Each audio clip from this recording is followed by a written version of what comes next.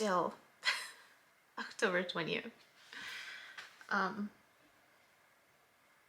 just wanted to speak to that Christina Lopes came out with another video, and I'll include the link. But she's talking about the different types of light workers. And it was really interesting because it was really interesting. I mean, I know I'm a light worker when she first talked about how you would know, so that made a lot of sense to me. But then when she broke these down, I was just like, wow. Well, one, it's not an exhaustive list. She identified 7.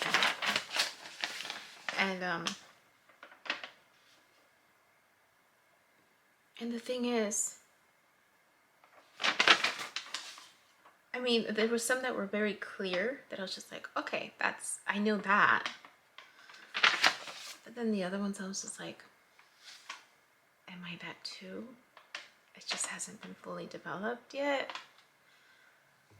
So the first one is a light keeper, right? You hold the light wherever you are. And for some it's more predominant, right? And she mentioned that Mr. TNH was one of these individuals where he just held the light wherever anyone was at. And, I've been told that, when people come to me, it's just like I help them feel better, right? For those who are seeking the help. Then the other type is a healer, prepared to help the world, heal from something. And these are more empaths or highly sensitive people, and they have to be in order to learn how to be more compassionate. And so I realized, well, in my line of work, I'm a healer, right? I'm a therapist. So I help people heal. So that one I knew was like an obvious one. And then there was one called a messenger. So I was like, okay, I'm a messenger, clearly, because of my birth chart.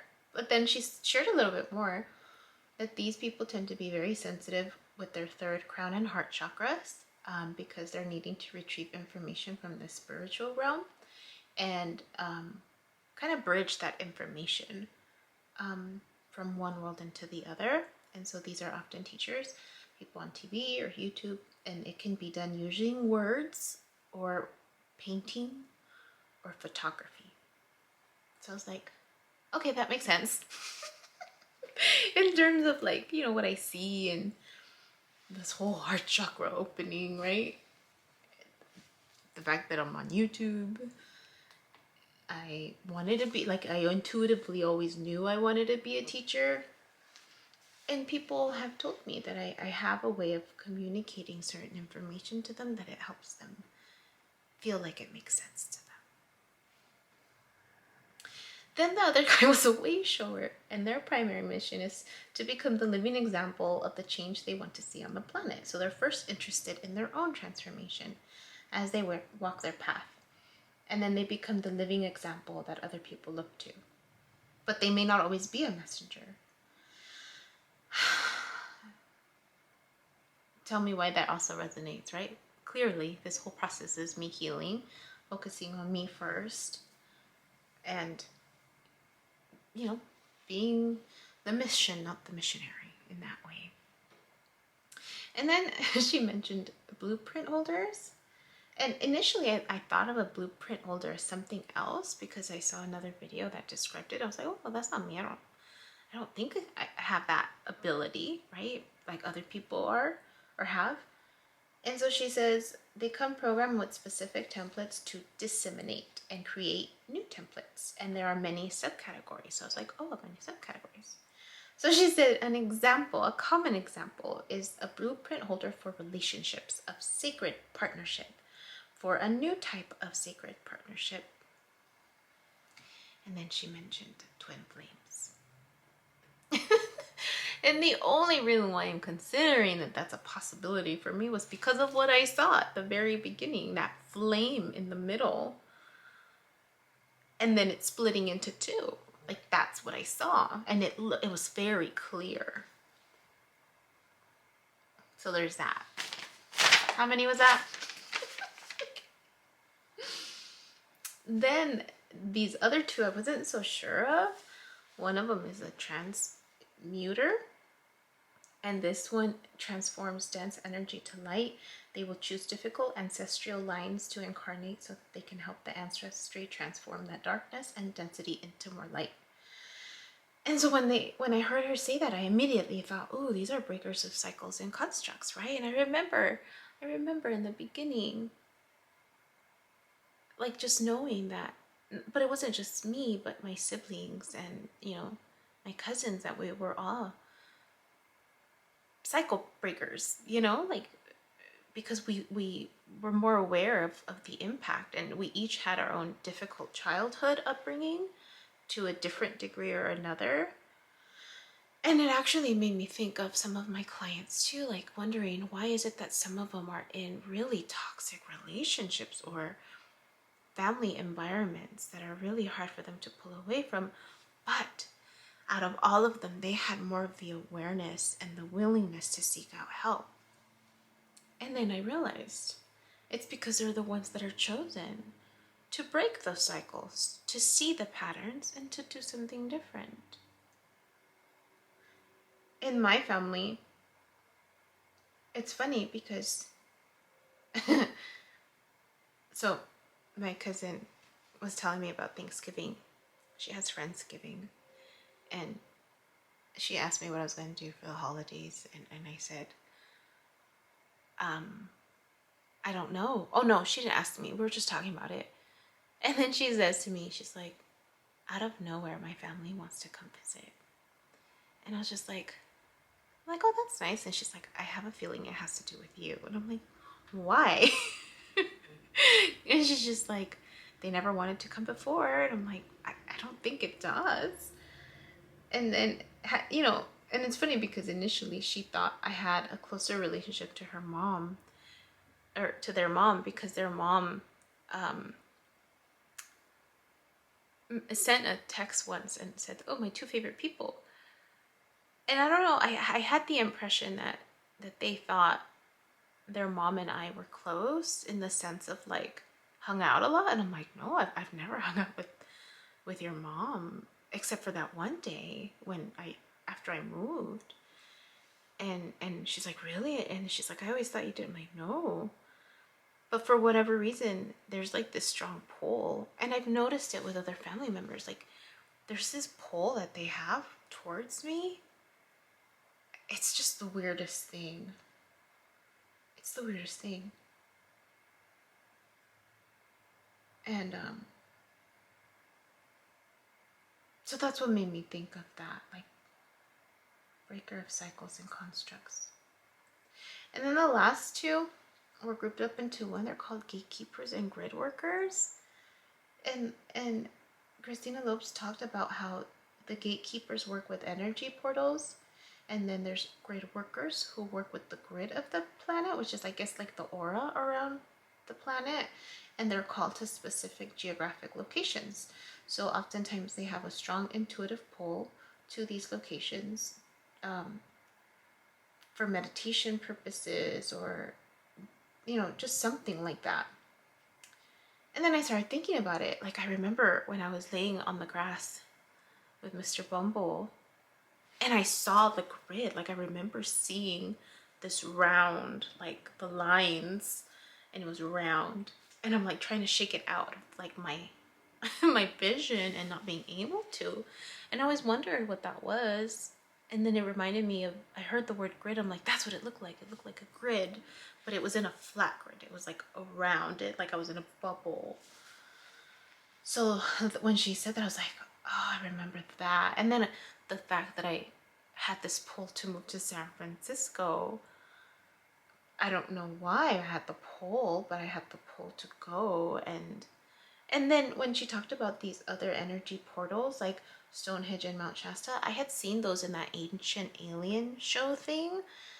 And I remember when I first saw those videos, or that video that talked about those energy portals, I want to go there. Like, that's a goal that I have. I want to go to each of these portals to see if I feel anything.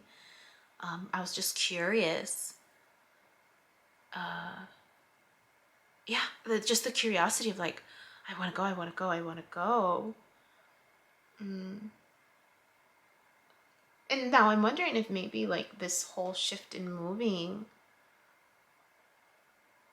is part of that, is in preparation for that, right? The fact that I've picked up and moved for so many times in my life, you know, that maybe it's just preparing me for that.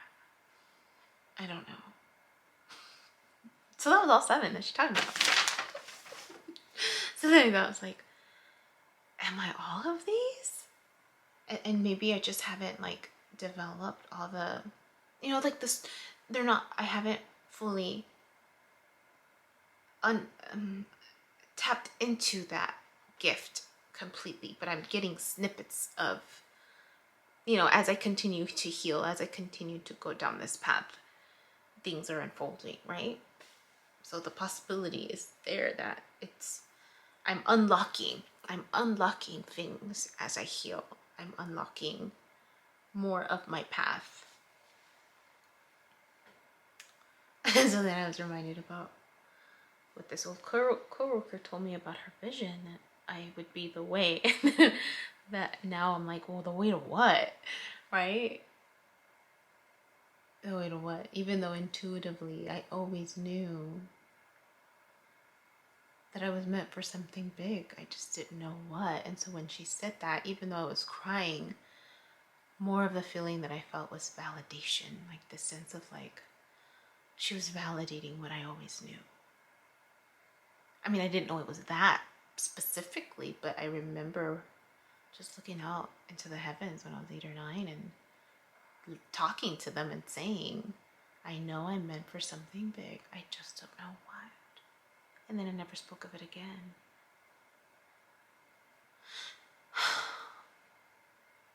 So I wonder what the other ones are.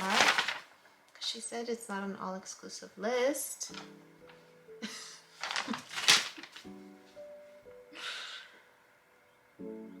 We'll see. I just want to speak to that. I'll include her link. You guys should follow her if you haven't already. Started following her. Yeah. That's all. Alright, take care. Bye. Hi. My name is Yubi, and in case you haven't figured it out, this footage is capturing my experience as I learn to navigate my personal spiritual awakening. I am learning that this experience is unique to each one of us. In whatever way we believe we are embracing living our truth, this just happens to be my journey. And despite me having a graduate degree and a license in clinical social work, this by no means is intended to replace any type of mental health advice. This is just me on a personal level, documenting my experience, shedding light on the truth that I am learning and discovering for myself, and really inviting you along for the ride. If by some magical chance you find this content to be helpful in any way, shape, or form, please click the like button, share the message, subscribe to my YouTube channel. I have an Instagram account, a personal one, and one specifically for this channel that you're more than welcome to check out. I'm an open book. I have also created t-shirt designs. I'm wearing my favorite one right now, which is the North Node design, but I have that and other things that you can look at inspired by this process and journey, and I have the link in the description box as well as in the about section of my YouTube channel. So you're more than welcome to check those items out. Any type of support is great. Again, if you find this content really helpful or meaningful, sometimes when we take that step and be vulnerable, with showing what's inside our hearts and what's really our truth, we realize that we're much more connected than what we thought we were. And so I hope that as I'm living this experience and that you find some type of truth for yourself or find some type of ability to heal in some way just by relating, you know, just by knowing that you're not alone. That really has been my goal with this process, not just being able to connect with others, but really for my own healing. It's definitely been a therapeutic experience and a very creative one for myself. So I thank you, and I wish you all the best, and you know, we'll see what else comes next for me.